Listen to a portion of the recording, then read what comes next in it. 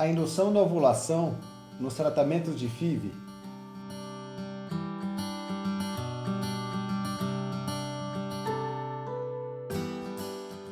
É uma das etapas mais importantes quando nós estamos projetando resultado. E existem diversas maneiras de fazer esse tratamento. Existem diversas maneiras de fazer a indução da ovulação com diversos protocolos diferentes. Muitas pessoas me perguntam, Davi, a FIV não é tudo igual? Vocês vão entender na live de hoje por que fertilização in vitro não é tudo igual. E é muito legal. A live de hoje ela é uma live bastante técnica mesmo, assim, e eu tentei simplificá-la com uma didática diferente. Confesso que eu estou bastante animado para fazer essa live, torcendo para que eu consiga realmente mostrar para você, ensiná-lo, né, com uma didática simples e coloquial, e que eu acho que vai ficar muito bacana. Eu acho que vai ficar muito bacana mesmo. Então, eu queria dar boa noite a todos, agradecer a vinda de vocês. Muito bem, começando a live para dar tempo de responder as perguntas.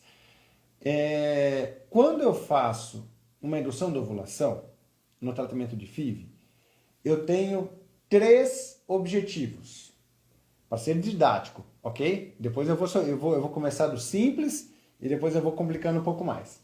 Então eu tenho 3 objetivos. Objetivo número 1, a indução propriamente dita. Então, eu tenho a indução, que é o objetivo de induzir a ovulação. Davi, por que eu preciso induzir a ovulação? Por que eu preciso aplicar esse monte de hormônio? Porque eu sei que quando eu formo os embriões no laboratório, eu tenho uma perda progressiva pela seleção natural. Então, uma mulher que tem, por exemplo, 10 óvulos, muitas vezes 8 serão maduros, 6 vão formar embriões e 3 vão chegar até o estágio de blastocisto. Então eu passo de 12 folículos, 10 óvulos, 8 maduros, 6 embriões, 3 blastocistos. Então, se eu tiver um bom número de óvulos, eu aumento o potencial para chegar no final com a maior probabilidade de ter pelo menos um bom embrião para alcançar a gravidez. Então, quanto maior o número de óvulos, maior a chance de alcançar uma gravidez. Então, se eu deixar a mulher ovular naturalmente, eu vou ter um óvulo. Mas eu não quero um óvulo, eu quero alguns óvulos. Depois a gente fala em números. Eu quero alguns óvulos, porque com alguns óvulos eu aumento a chance de conseguir chegar no embrião saudável no final. Então, a primeira etapa é a indução. Só que quando a mulher está no ciclo natural, se eu não fizer nada, ela vai ovular, os folículos vão romper.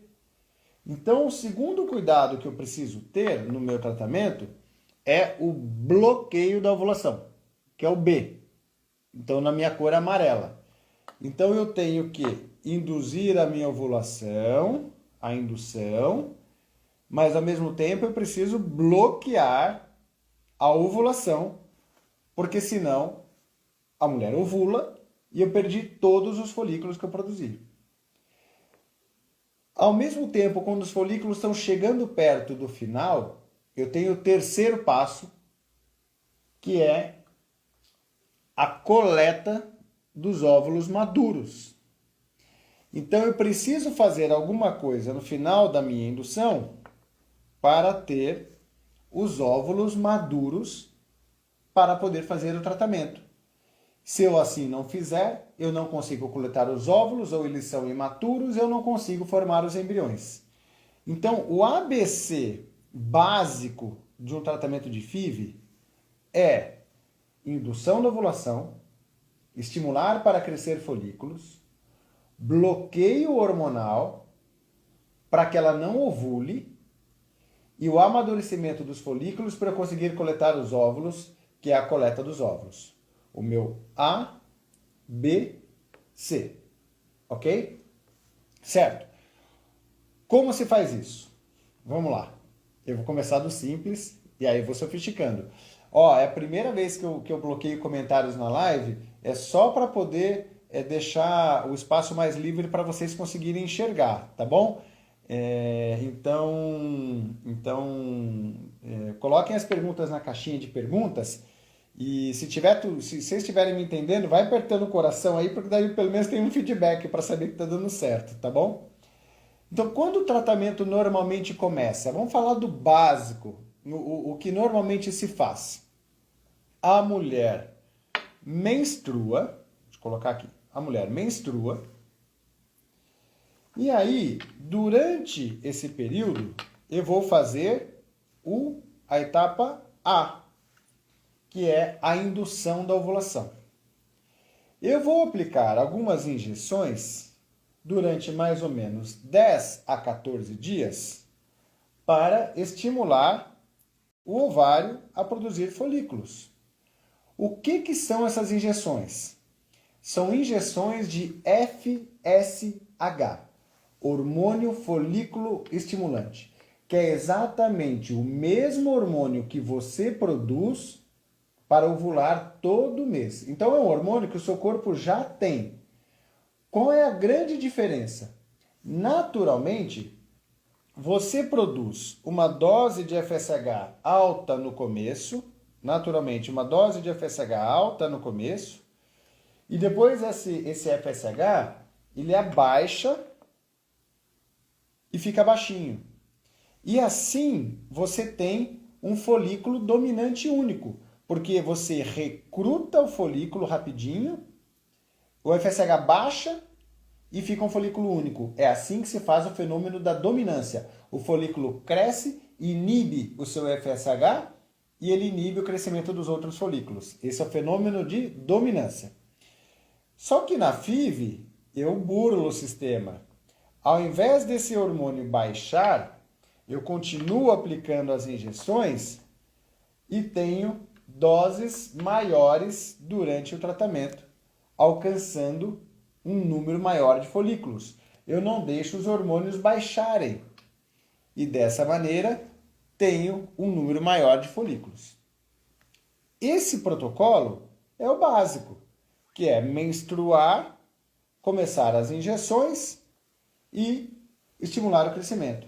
Essas injeções de FSH são representadas pelo Gonal, Puregon, Elonva, Recovel, Menopur, Meronal, Fostimon.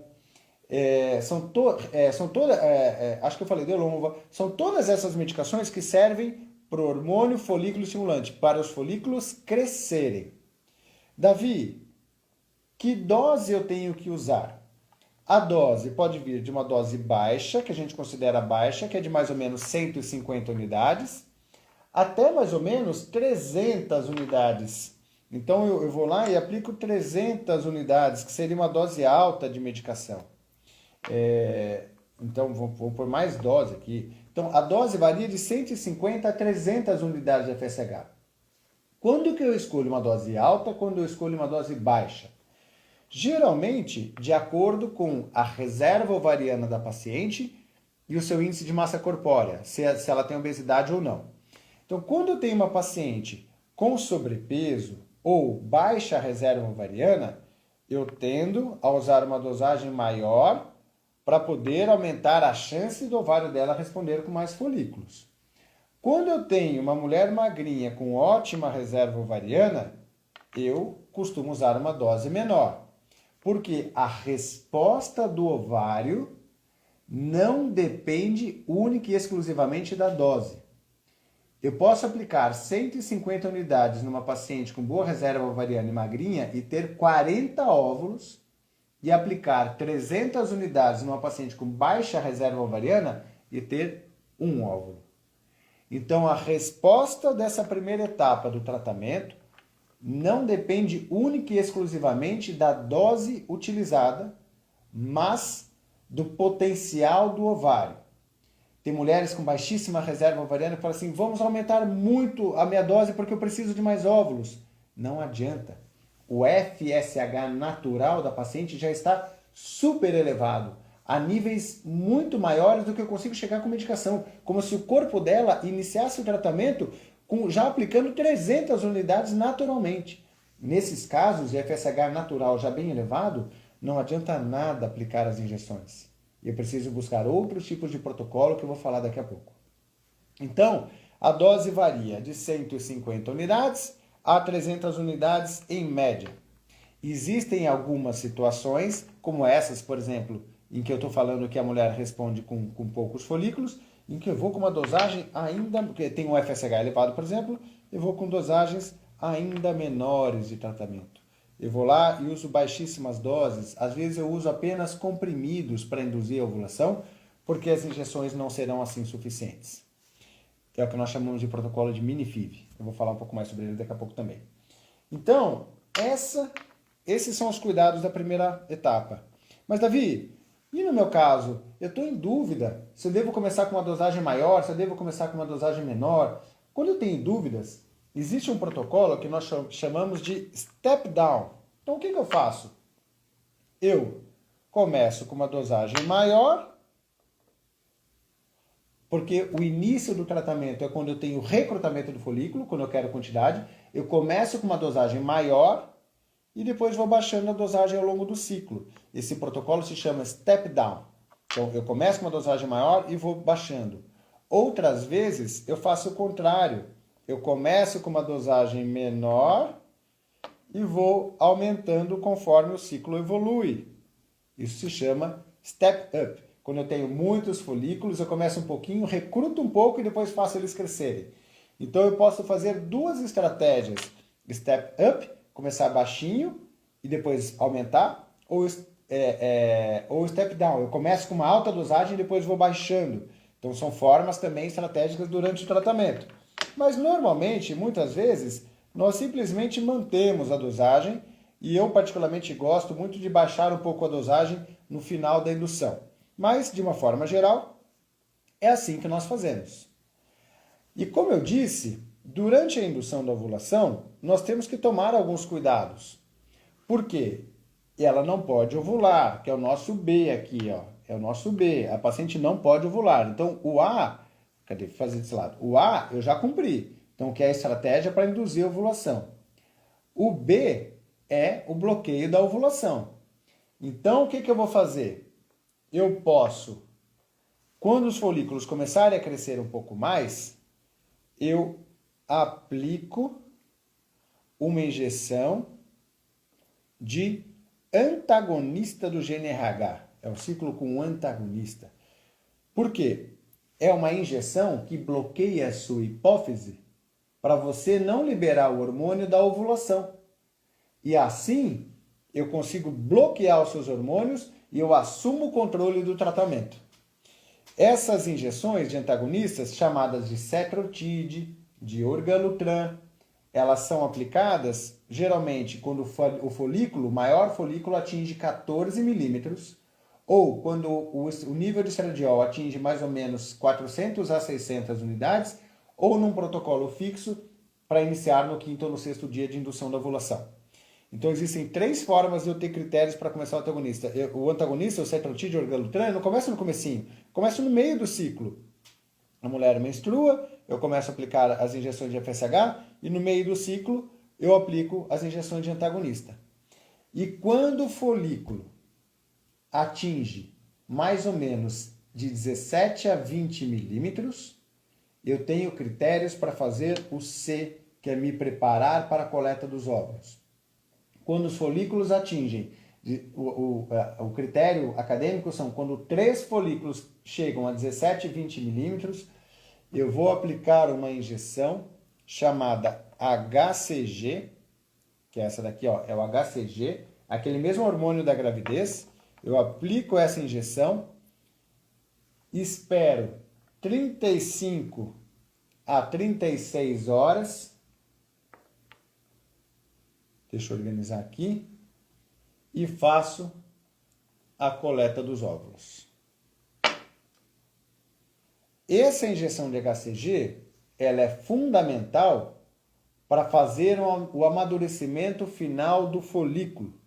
Por quê? O folículo, quando cresce, ele simplesmente está preparando para a ovulação. Só que a ovulação, ela é um mecanismo que não é só liberar o óvulo. É um mecanismo para amadurecer e liberar. Porque se eu não fizer isso daqui e os folículos estiverem lá com seus 17 milímetros, eu vou aspirar, eu sequer terei um óvulo. É o que nós chamamos de folículo vazio. Na verdade, ele não é vazio, ele tem óvulo, mas ele não liberou esse óvulo. Então, eu preciso aplicar uma injeção, que é o HCG, para que tenha esse amadurecimento e que normalmente, com 37 a 40 horas, ele termina de amadurecer e ovula. Rompe, perco.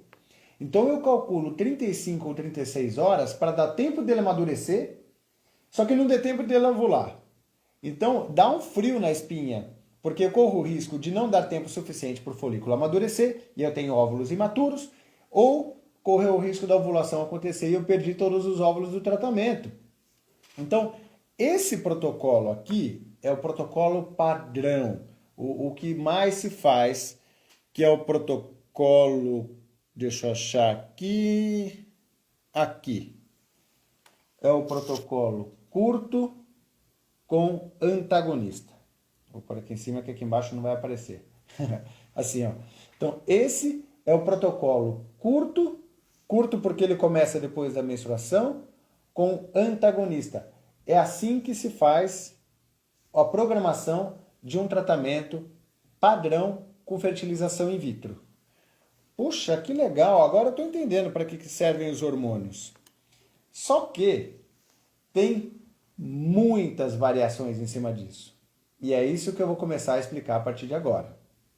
Por exemplo, antigamente, antes de ter o protocolo curto com antagonista, não era assim que se fazia os tratamentos.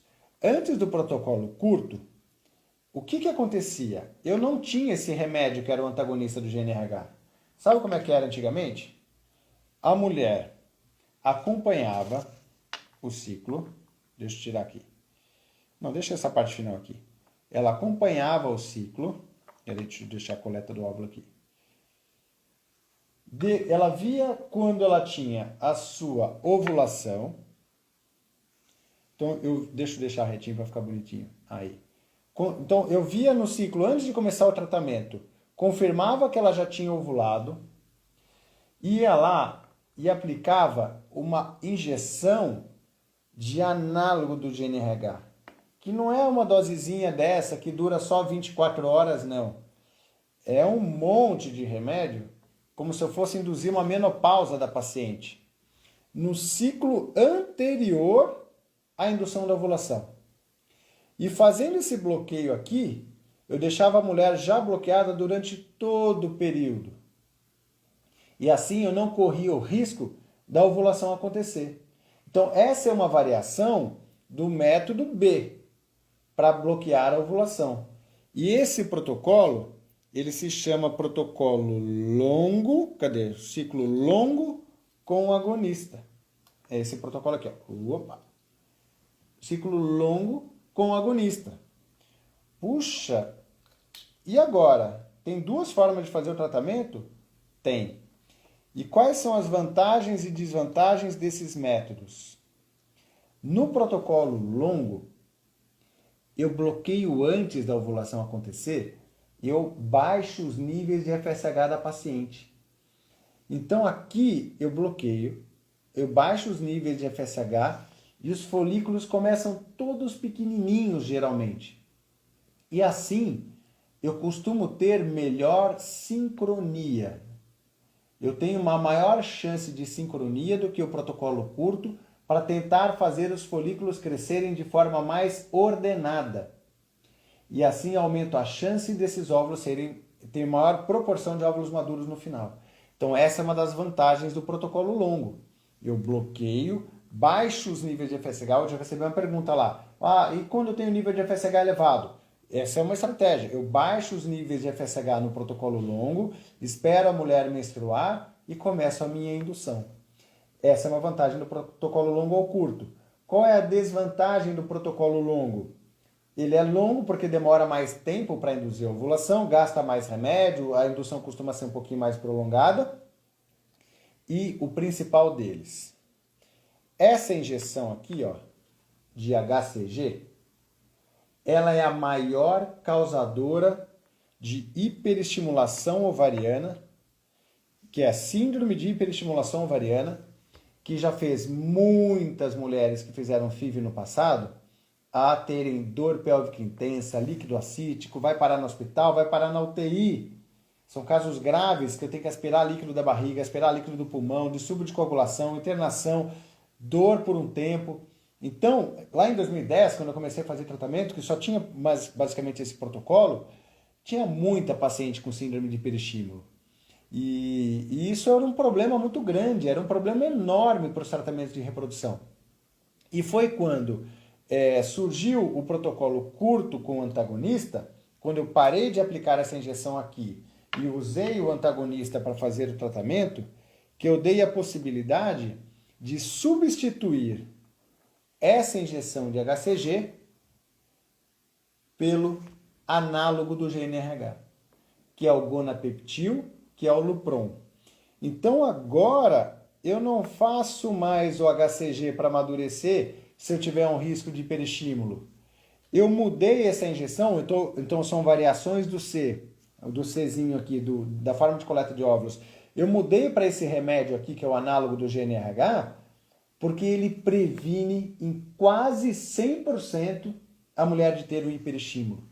E isso foi maravilhoso para a reprodução assistida, porque acabaram aqueles casos graves de efeitos colaterais graves de pacientes internadas e pacientes fazendo coleta de líquido acítico, de risco de vida, inclusive. Tem relatos, nunca vi, graças a Deus, eu já vi muito hiperestímulo no passado, mas nunca vi ninguém morrer por conta disso, mas tem relatos na literatura. Mas quando isso surgiu, e eu lembro que nós começamos a fazer mais esse protocolo com essa medicação em 2011, 2012, eu nunca mais vi o hiperestímulo ovariano. Então isso ficou maravilhoso. Substituir o HCG pelo, que é o Ovidrel ou Choriomon. Então substituir o Ovidrel ou Choriomon por Gonapeptil ou Lupron foi um passo gigantesco para a reprodução assistida.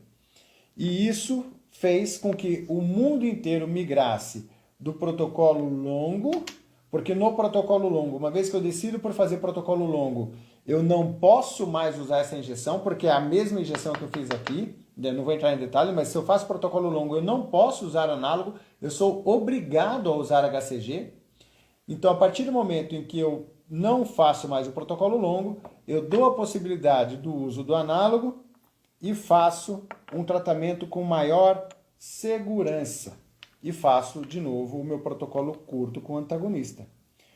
Uau! Mas, quando eu tenho um paciente que não tem risco de hiperestímulo, muito pelo contrário, ela é uma má respondedora, ela não responde bem ao tratamento, eu vou ter poucos óvulos, essa mulher não vai ter hiperestímulo de jeito nenhum.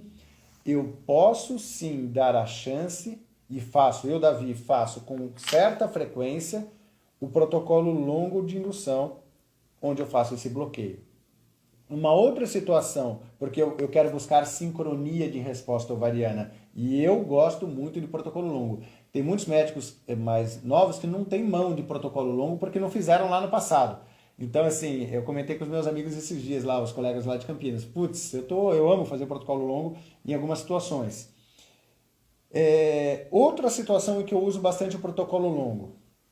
Esse protocolo curto, ele tem alguns riscos de ovulação maior do que tinha no protocolo longo. Então, quando eu tenho casos em que a ovulação aconteceu, eu apliquei o HCG, fui coletar os óvulos, só que ao invés da coleta, a paciente ovulou, ela foi lá e ovulou, eu perdi todos os meus óvulos, eu geralmente mudo de protocolo curto, falei, gente, esse bloqueio aqui não funcionou, não deu certo. Eu mudo de protocolo curto para protocolo longo. São duas estratégias, são dois momentos em que eu mudo de protocolo de curto para longo.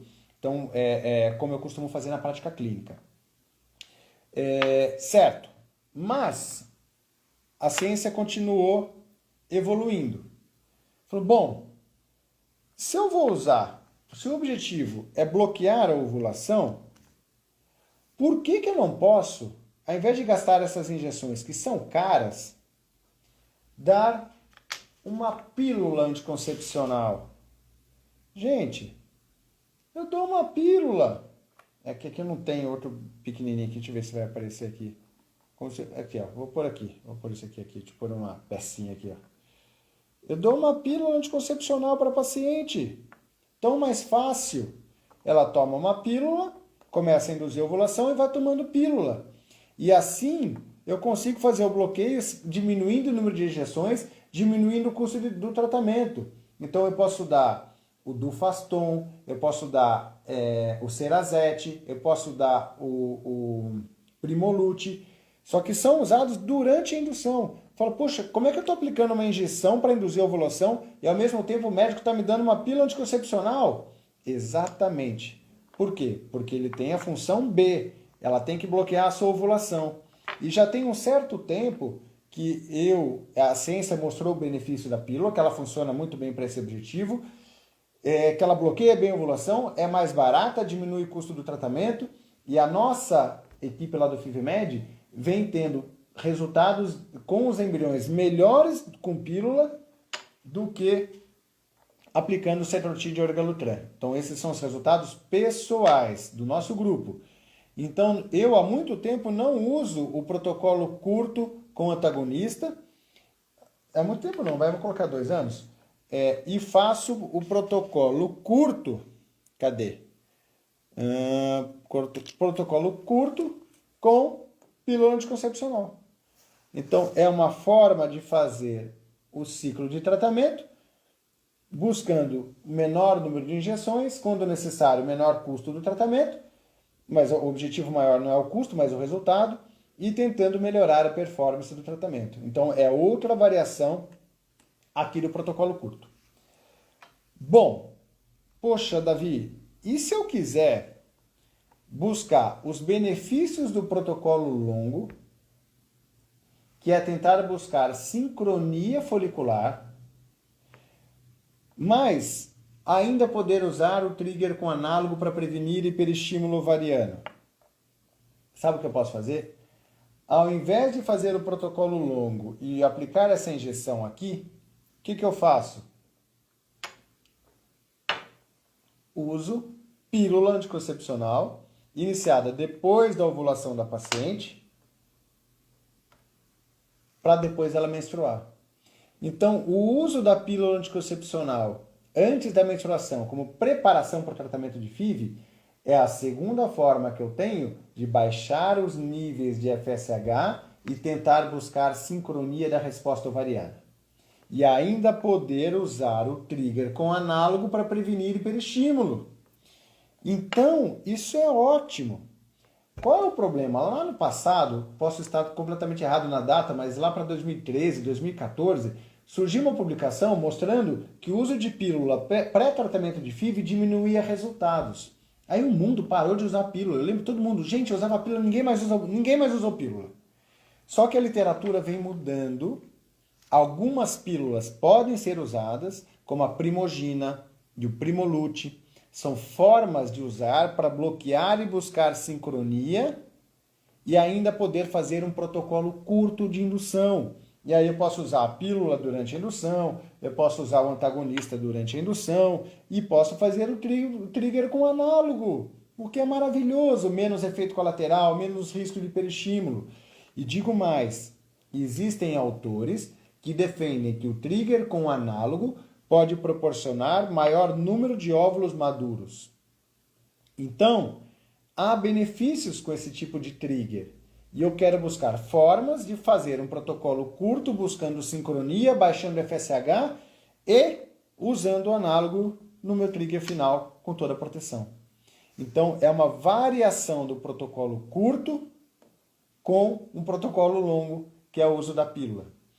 Quando que eu faço isso? Geralmente em pacientes em que eu preciso buscar sincronia.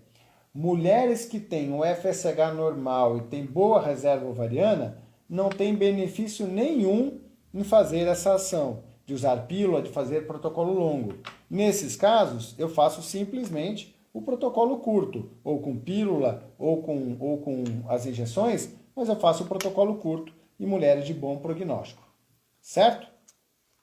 Muito bem. Aí, o que começou a acontecer?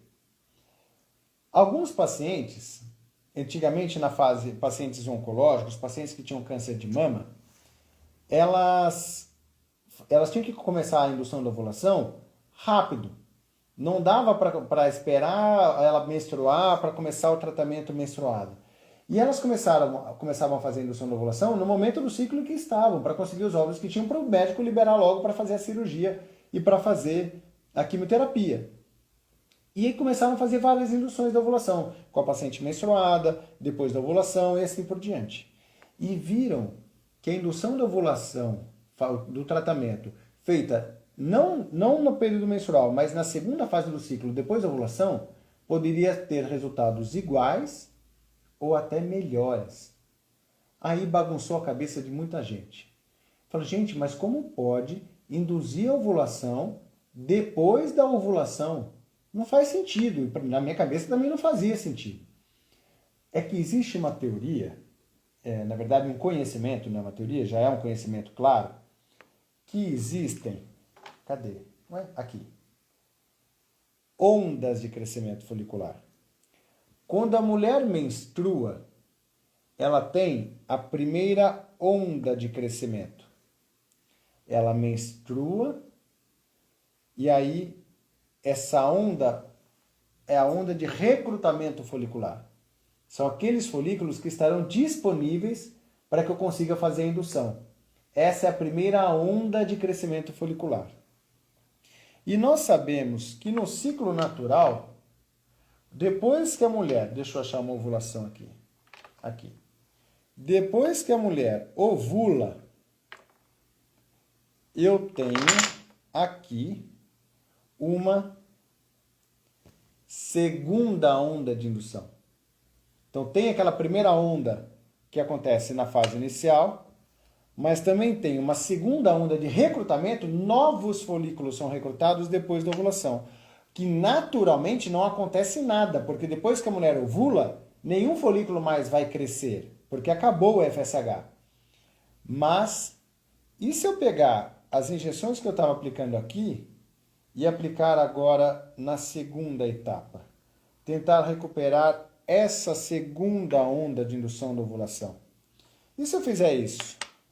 Será que eu não posso ter um melhor resultado do meu tratamento? E fazer o mesmo tratamento, só que depois da ovulação, deixa eu tirar um pininho aqui, depois da ovulação, a mulher menstrua, ovula, eu pego a segunda onda, começo as induções da ovulação, faço de novo o trigger, dou 35 a 36 horas, e aí eu faço a coleta dos óvulos. É questionável, inclusive, nesse tipo de tratamento, se eu preciso usar os bloqueadores da ovulação. Por quê? Porque os próprios hormônios pós-ovulatórios, que são as progesteronas, inibem a ovulação da paciente. Então tem um bloqueio maior ainda. Mas há autores que defendem que vale a pena usar, sejam as injeções, ou seja, usar pílula também aqui. Então faço um bloqueio. Então eu faço o mesmo tratamento de FIV na fase lútea. E isso tem o nome, indução em fase lútea. Então, quando que eu faço isso? Quando que a indução da fase lútea pode ser boa? Algumas mulheres têm a segunda onda de crescimento folicular melhor do que a primeira. Então, nesse processo de individualização, principalmente mulheres que não têm uma reserva ovariana tão grande assim, o que eu, Davi, faço? Muitas vezes eu faço a indução, eu faço um ultrassom com a paciente menstruada e tento fazer também um ultrassom com a paciente na sua fase lútea. E faço a contagem de folículos antrais menstruada e faço a contagem de folículos antrais na fase lútea. Ontem eu comecei uma paciente, ela tinha na fase folicular, na fase inicial, ela tinha 8 antrais. Fiz um ultrassom ontem na fase lútea, eu vi 12 antrais. Falei, eu não vou esperar você menstruar de novo. Eu já vi 8 na fase inicial, já vi uma primeira onda sua com 8, tô vendo uma segunda onda com 12, eu vou começar seu tratamento hoje. Falei para ela, eu comecei ontem, na verdade. Vou começar hoje seu tratamento. Por quê? Porque eu acredito que você vai ter uma chance maior de ter mais óvulos na fase lútea do que na fase folicular. E aí pulei essa etapa, esperei ela ovular e comecei as injeções e estou fazendo uma indução em fase lútea. E muitas vezes na fase lútea, por ter esse bloqueio da progesterona, a sincronia de crescimento folicular também é melhor, porque o FSH é mais baixo na fase lútea do que na fase folicular inicial. Legal, né? E aí, então esse é um protocolo de indução em fase lútea, que é um outro tipo de protocolo que pode ser aplicado em FIV. Falei, gente, peraí, mas se tem 2 ondas de crescimento folicular e de repente eu quero fazer um tratamento para ter mais óvulos, será que eu não posso fazer uma indução na ovulação? Deixa eu pôr aqui, deixa eu voltar o meu negocinho aqui, deixa eu ver se vai dar espaço para aparecer na tela. Peraí. Aqui. Deixa eu tirar esse aqui um pouquinho. Será que eu não posso pegar o paciente que menstrua, fazer uma indução na ovulação, peraí, deixa eu desmontar aqui. Fazer uma indução na ovulação, aqui, vou lá, aplico as minhas injeções, certo? Menstrua, aplico as injeções, aplico o trigger, faço as minhas 35, 36 horas aqui, faço a coleta dos óvulos, certo? Venho, faço a coleta dos óvulos, dou até um intervalinho para ela, aqui, dou um intervalinho para ela, e depois começo de novo, de 5 dias, 6 dias, vem aqui, dá um intervalinho menor aqui. Dou um intervalinho, ai meu Deus, não vai caber na minha tela, vou dar uma angulada aqui, ó, aí vai caber, aí. Então faço isso, dou esse intervalinho de 5, 6 dias, então menstrua, faço a indução. Põe aqui um remedinho para segurar a ovulação aqui. Menstrua, faço a indução. Faço a coleta. Peraí, deixa eu deixar bonitinho, vai. Capricho que eu fiz aqui. Menstrua, faço a indução, faço a coleta. Espero 2 a 5 dias. Cadê a coleta? Espero 2 a 5 dias, começa uma indução de novo. Põe a injeção aqui. Começa uma indução de novo. Põe pílula aqui para bloquear. Aplico de novo HCG. Espero 35 e faço uma segunda coleta. Ou seja, eu faço 2 coletas no mesmo ciclo menstrual. Ou seja, eu tenho a primeira coleta e a segunda coleta no mesmo ciclo, aproveitando a primeira onda de crescimento folicular e a segunda onda de crescimento folicular. Isso se chama Dual Stim. Então, esse é o Dual Stim clássico. Tem uma galera que confunde essa terminologia e erra muito. Então, esse é o Dual Stim clássico, que é realizar 2 ciclos de indução no mesmo protocolo de indução da ovulação. Uau, isso é maravilhoso! Mais ou menos. Eu, Davi, não gosto muito de Dual Stim. Por quê? Porque quando eu faço a minha coleta de óvulos, aqui, essa primeira coleta, eu aspiro todo mundo, dos maiores aos menores. Porque esse trigger com análogo, muitas vezes, faz com que os folículos menores também tenham óvulos maduros. Eu dou uma chance. E eu não acho que desta maneira, tendo feito essa indução, a segunda coleta é melhor do que fazer uma primeira fase bem preparada. Então aqui eu não tive preparação nenhuma para essa indução da ovulação. Eu fiz e já emendei e fiz. Mas eu acho que essa indução aqui, esse protocolo não é o melhor. O que eu gosto de fazer? Eu gosto de fazer uma primeira indução bem preparada, seja na fase lútea muitas vezes, seja na fase folicular inicial, no começo do ciclo, preparando o ciclo, buscando sincronia, ajustando, fazendo step up, step down, calculando essa primeira indução, vejo como foi a resposta, e se ela foi boa, eu faço de novo. Então, ao invés de fazer um dual stim com pressa para fazer tudo no mesmo mês, o que eu faço? Deixa eu ver se eu fiz uma... Aqui, ó. Eu faço ciclos seriados de coletas. Eu faço isso aqui, beleza, faço o meu tratamento, sai daqui, Justin. Eu faço, eu faço um ciclo de tratamento normal, eu espero um pouquinho, nossa, quase derrubei tudo aqui. A mulher menstrua e eu avalio se já tá bom para começar de novo. Aí se tiver tudo bem, aí beleza. Aí eu começo tudo de novo. Aí eu avalio, faço contagem de entrais, vejo se é um bom momento mesmo para começar. É bom? Já começo de novo. Não é bom? Beleza, eu espero a próxima menstruação, calculo, vejo, faço. Se é para fazer 2 tratamentos, eu posso fazer de forma calculada. Então, eu, Davi, prefiro ciclos seriados de coletas de óvulos para fazer acúmulo de óvulos ou acúmulo de embriões ao do STEAM clássico, certo? Eu estou falando do STEAM clássico. Então, eu ainda prefiro esse protocolo de indução, certo? Bom, vamos voltar aqui para o básico. Davi, peraí, volta aqui com o nosso ABC. Mas o meu problema é que eu tenho poucos óvulos maduros mesmo. Meu problema é que os óvulos não amadurecem. Eu já tive uma síndrome de folículo vazio. Qual é o problema? O problema está aqui, né? O problema está na variação C, que essa medicação para coleta dos óvulos não está sendo tão eficiente. E aí surgiu um outro protocolo, onde eu vou mexer aqui no finalzinho, porque eu posso juntar o trigger com análogo com o HCG também. Então, gente, às vezes um vai melhor com o HCG e o outro vai melhor com o análogo. Aí eu falo assim, por que eu não posso aplicar os dois? Por que eu não posso aplicar tanto o HCG quanto o análogo? Se eu não tenho risco de hiperestímulo. Eu não vou usar HCG nunca quando eu tenho risco de hiperestímulo. Mas se eu não tenho risco de hiperestímulo, eu não posso fazer isso daqui? Posso fazer. Isso se chama duplo trigger. Então eu faço 2 medicações para tentar melhorar a performance de amadurecimento dos óvulos, diminuir o risco de folículo vazio e tentar melhorar a performance para coleta. Legal, né? É muito legal isso. Então, é outra variação que pode acontecer nos tratamentos de FIV quando eu quero aprimorar o final do tratamento.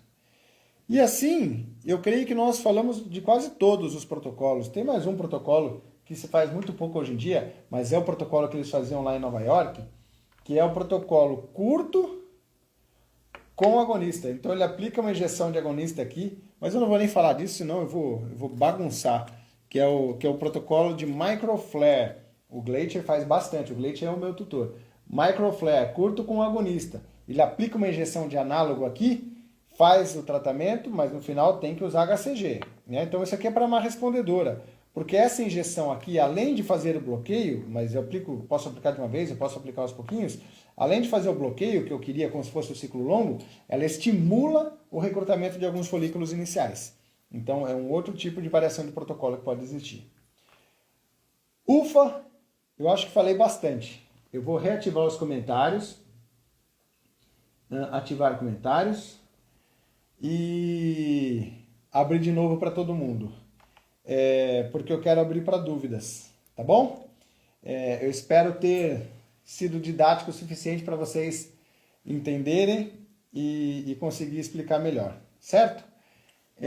Vocês conseguiram entender? Vocês conseguiram acompanhar o conteúdo? Deixa eu ver quanto tempo eu tenho. Tenho 10 minutos ainda para tirar dúvidas. Tem um monte de dúvidas aqui na caixinha. Ah, que bom! Gostaram da explicação? Que legal, fico feliz. Vivi aí. Faz tempo que a gente não fala, Vivi. Tá tudo bem por aí? Aqui, doutor, Primolute para equilibrar o crescimento dos folículos. Sim, eu falei no começo da live lá. Então eu uso o Primolute antes de induzir a ovulação, depois da ovulação, antes da menstruação, paro, menstrua e aí começa a indução.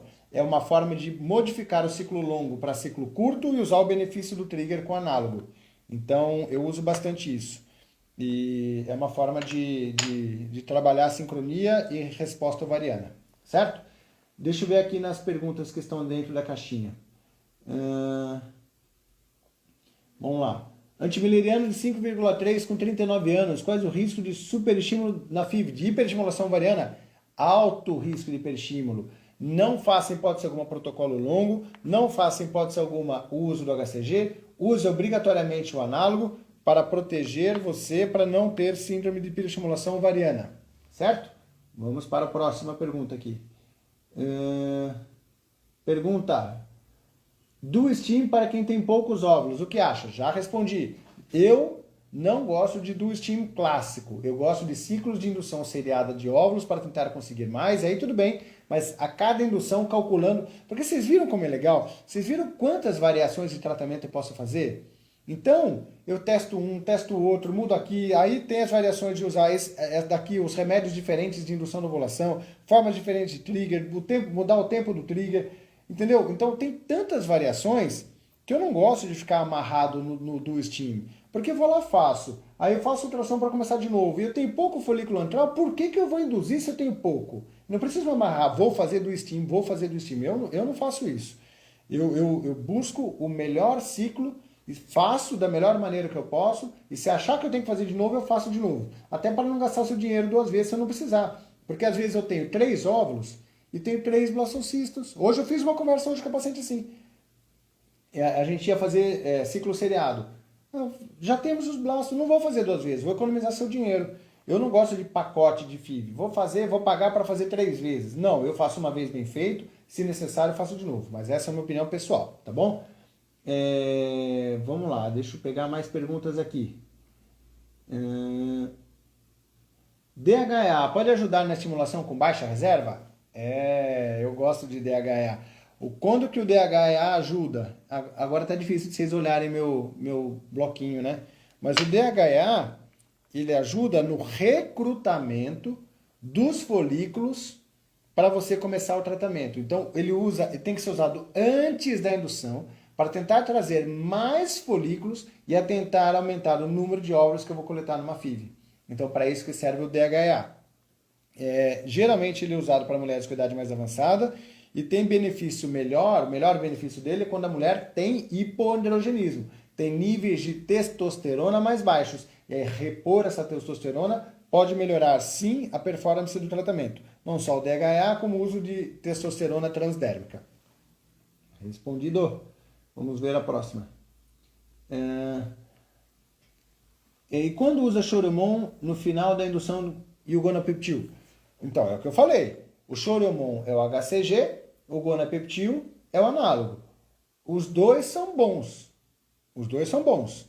Quando eu tenho risco de hiperestímulo, eu nunca vou usar o HCG. Eu tenho mais do que 12, 14, 15 folículos. Eu não vou aplicar HCG. Eu tenho 30 folículos. Pelo amor de Deus, não aplique HCG, não aplique Choromon. Só análogo. Agora, na sua eficiência, os dois são muito bons. Os dois funcionam muito bem. E quando eu tenho dúvida ainda, eu vou lá e aplico... Opa, cadê? Aplico os dois. Tanto o análogo quanto o HCG. E aí eu faço o que eu chamo de... o que a literatura chama de duplo trigger. Certo? Então, eu uso os dois com a mesma... Faço bastante duplo trigger também. Quais medicações injetáveis podem ser usadas no lugar do clomifeno para baixa reserva? Então é o seguinte, o clomifeno, a pauta do clomifeno, o clomifeno ele é bom para induzir a ovulação, então ele é um bom indutor da ovulação, é o comprimido, e quando ele é utilizado durante a indução da ovulação, ele também faz o bloqueio. Então eu não preciso usar pílula, por exemplo, não preciso usar antagonista, nada disso. Então eu uso o clomifeno mais as injeções. Então, o protocolo de mini-FIV clássico, eu faço o quê? Eu aplico o clomifeno e aplico algumas injeçõezinhas. É que eu não sei se dá para ver agora por conta dos comentários, mas eu aplico alguns choques, vamos colocar assim, de injeções. Isso se chama mini-FIV. E o uso contínuo do clomifeno estimula. Muitas vezes, para quem vai responder com 1, 2 óvulos, eu não preciso gastar 6 mil, 7 mil reais de remédio. Toma o clomifeno que você vai responder com os mesmos 2 folículos. Ou até em casos extremos, antimileriano muito alto. Eu não vou induzir nem com 150 unidades. Vou usar um clomifeno, uma baixa dosagem, para tentar ter 7, 8, 9, 10 óvulos, que está ótimo, está maravilhoso para eu não ter 40, 50. Já tivemos induções com 70 óvulos coletados. Então tem mulheres que têm riscos muito elevados, tá bom? É possível coletar óvulos imaduros e deixar na estufa e quando estiverem maduros fertilizá-los? Sim, isso pode acontecer. Isso se chama maturação in vitro do óvulo. É legal, é legal, mas o resultado, sinceramente, não acho tão bom. É legal, digo, tecnicamente, você vê o óvulo amadurecendo no laboratório, mas o resultado, sinceramente, não acho tão bom, não, da maturação in vitro. Mas é possível, sim, tá? Óvulos crescem devagar, mesmo quando são... Então, tem mulheres que respondem com 7 dias já tem os folículos prontos, tem mulheres que respondem com 15 dias. Fiz uma coleta, a paciente demorou 17 dias aplicando injeções até que eu fizesse a coleta de óvulos. Então, existe muita variação. Alguns casos, quando eu vou fazer ciclo longo ou a preparação do ciclo com pílula, com primogina, com primolute, eu propositalmente tento fazer essa resposta ser mais lenta para dar tempo dos folículos crescerem juntos e aumentar a chance de ter sincronia e maior número de óvulos maduros, especialmente nos casos em que a paciente tem baixa taxa de óvulos maduros, certo? Nossa, tem um monte de pergunta aqui, pessoal. Não sei se eu vou conseguir responder todas, vou chutar uma aleatória aqui. Aqui, ó. Fale sobre casos de FSH muito elevado, qual a melhor estratégia? Então, vamos falar, essa pergunta é ótima. Então, ó, quando eu aplico 300 unidades de FSH, maior dose de FSH, eu vou aumentar o seu FSH para 25. É como se você tivesse um FSH normal de 5 e eu apliquei 25 unidades de FSH no seu corpo. E com 20, e para isso, muitas pacientes põem um monte de folículos. Mas tem pacientes que já têm um FSH muito elevado. 25, 30, 40. É como se você acordasse, menstruasse, e seu corpo já estivesse aplicando a maior dosagem do mundo de injeção em você. Naturalmente, o seu corpo já está aplicando. Então, nesses casos com FSH muito alto, não adianta aplicar remédio nenhum. Nenhum. Nem o Clomid eu recomendo usar. Eu estou com 2 pacientes fazendo isso nesse exato momento. Eu faço o que eu chamo de ciclo natural. Menstrua, acompanho a ovulação natural, fico observando a primeira onda de crescimento, não dou injeção nenhuma, aplico o HCG e faço a coleta dos óvulos, para ter um óvulo. Entende? É difícil, é delicado, é cuidadoso, tem que acompanhar a curva de crescimento hormonal, mas em casos de FSH muito elevados, é isso que eu costumo fazer. Agora, é mais ou menos elevado, eu tenho chance de ter 2, 3, 4 óvulos, o que eu faço? Ciclo longo para baixar o FSH e induzir, bloqueio com pílula no ciclo anterior para induzir. São estratégias para baixar os níveis de FSH antes para depois fazer a indução da ovulação. Certo? Vou responder. Tá acabando o tempo, hein? Depois me fala se vocês gostaram da live aqui. Qual o melhor protocolo para quem tem baixa reserva ovariana? Que pergunta, hein? Vocês viram que quantos protocolos eu apresentei para vocês? Assim, eu apresentei vários protocolos. Então, para baixa reserva ovariana, nós temos que estudar muito bem. Primeiro, para saber quão baixa é. O quanto tem paciente com baixa reserva que não adianta, tem que fazer mini-FIV. Tem paciente com baixíssima reserva que eu vou fazer ciclo natural. Tem paciente que eu quero bloquear antes para continuar a indução. Tem paciente que eu vou fazer ciclo longo. Tem paciente que às vezes eu calculo tudo isso, tudo lindo, e ela vai responder quando eu faço o ciclo curto com antagonista. Então, não existe um protocolo maravilhoso para baixa reserva ovariana.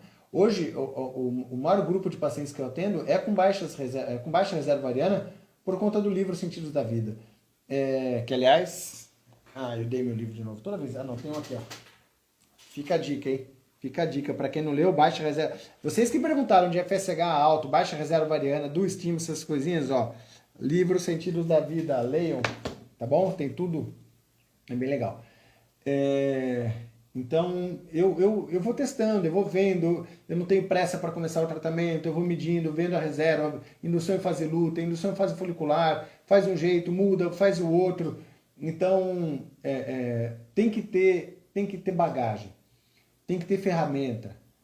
Tem pacientes que me perguntam, Davi, o que você acha de FIV simplificada? Putz, não existe FIV simplificada.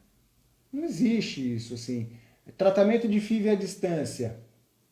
Desculpa, eu não gosto. Assim, faço consulta online, sou a favor dá para fazer várias consultas, dá para fazer, mas na hora do tratamento, tratamento à distância, dá para fazer em paciente com ótima reserva ovariana, que responde bem, tá, assim, mas mesmo assim, eu não gosto de tratamento à distância. Eu ainda sou daqueles que gostam do olho no olho, olhar o folículo, medir o folículo uma vez, medir o folículo 2 vezes. Se eu vou terceirizar para alguém fazer ultrassom para mim, eu vou terceirizar para alguém da minha equipe. Esse negócio de fazer ultrassom fora e com alguém que nem conhece, para depois fazer o tratamento, sem, sabe, eu não gosto. Já me arrependi muito quando fiz tratamento, já tentei, já confesso, mas já me arrependi muito. Ou eu tenho uma estrutura muito bem organizada fora, com pessoa que eu confio, tudo certinho, ou eu prefiro não fazer o tratamento. Sejamos corretos para fazer o tratamento da melhor maneira possível. Eu sou um defensor.